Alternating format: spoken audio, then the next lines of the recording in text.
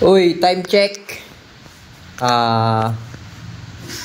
It's already 7:14 PM. Bali, andito kami sa project ko dito sa may sentro. Ito yung on processing na niwawiringan ko. Ayan. Para yan sa may water heater, aircon, 2.5, then 2 HP, tapos 3 HP. Yan, napakalinis ng ating PVC piping layouting. Then pag natapos namin to ma-layoutan, ipapakita ko sa inyo kung gaano kalinis itong ginawa kong residential na bungalow type. Ito. Kasama ko yung aking kumpare, si Pare Roman, yung helper ko. Dalawa lang kami magwa-wiring dito. Bali, mayroon tong electrical plan, as build.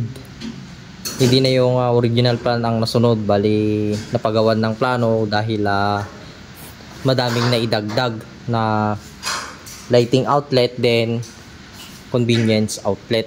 Kaya ito yung aming layout para sa aming gagawing electrical installation dito sa aking electrical project.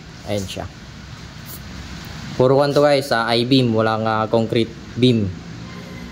Puro bakal lahat ng poste, then yung mga biga niya.